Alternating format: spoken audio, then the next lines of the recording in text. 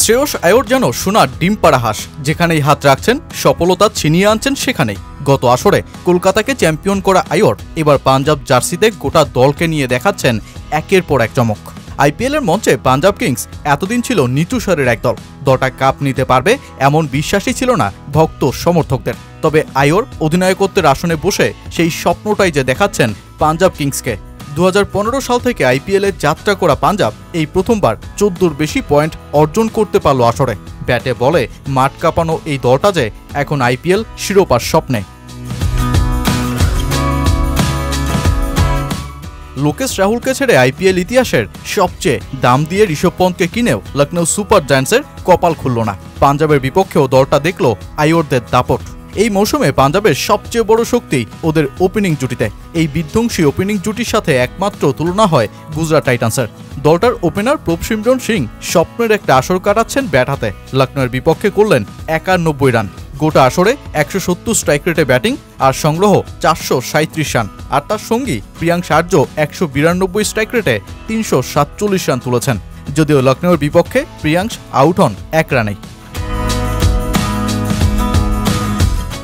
যে ম্যাচে অধিনায়ক শ্রেয়স আয়রের এক সিদ্ধান্ত দলটার কোচ রিকি পন্টিং প্রকাশ করেন। সাধারণত জশ ইংলিশকে দলটা অধিকাংশ ম্যাচে 6 কিংবা 4 নংয়ে ব্যাট হাতে নামায়, কিন্তু এদিন মায়াঙ্ক যাদবের শর্ট লেন্থের বলকে মোকাবেলা করার জন্য অভিজ্ঞ ইংলিশকে 3-এ নামিয়ে দেয় পাঞ্জাব। আর যেই করটা দেন অধিনায়ক শ্রেয়স আয়র, যার ফলটাও পায় দলটা। মায়াঙ্কের বলে 3 ছক্কা ও 1 চার মারেন ইংলিশ। 14 বলের ইনিংসে 30 রান করে আউট হন তিনি। অধিনায়ক শ্রেয়স আয়র তো এই ম্যাচেও করলেন 25 বলে 45 রান।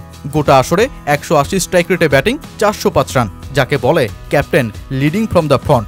আর ইনিংসের শেষে তাণ্ডব চালানোর জন্য শশাঙ্ক সিং আর মার্কাস স্টয়নিস তো আছেনই, যে ইনিংসে দলটার টার্গেট ছুড়ে দেয় 237 রানে। যে লম্বা লক্ষ্যের ম্যাচে খেই হারানো লখনৌ খুঁজে পায়নি জয়ের দেখা। ঋষভ পন্থের দলকে 37 রানেই হারতে হয় ম্যাচ, আর পাঞ্জাব জিতে নেয় 2 পয়েন্ট। আইপিএলের পয়েন্ট তালিকায় দলটার এখন পয়েন্ট 15। 2015 থেকে আইপিএলে যাত্রা শুরু করা দলটা এর আগে শুধু 2 বার 2017 ও 2022 মৌসুমে 14 পয়েন্ট তুলতে পেরেছিল। এবারই প্রথমবারের মতন 14র বেশি পয়েন্ট তুলল পাঞ্জাব কিংস, আর যার সবটাই সফল হয়েছে নিলাম টেবিলে যোগ্যদের খুঁজে বের করাতে। বিশেষ করে পাঞ্জাব নিলামের আগে শুধু শশাঙ্ক সিং আর প্রভসিমরন সিংকেই রিটেইন করেছিল, যা অবাক করেছিল অনেককে, কেননা দলটার রিটেইন লিস্টে ছিল না বড় কোনো নাম।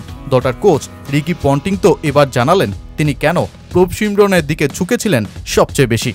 আমাদের ব্যাটিং গ্রুপকে আমরা খুব স্পষ্ট করে বলে দিয়েছি আমরা কিভাবে খেলতে চাই।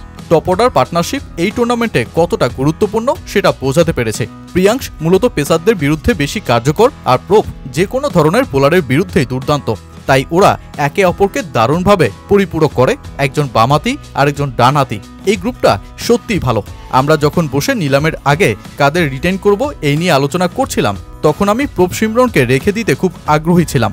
আজকের খেলা দেখলেই বোঝা যায় কেন। ও খুব ভালো ক্রিকেটার এবং দলের জন্য কিছু করতে চায়, ওর খেলাতেই সেটা স্পষ্ট।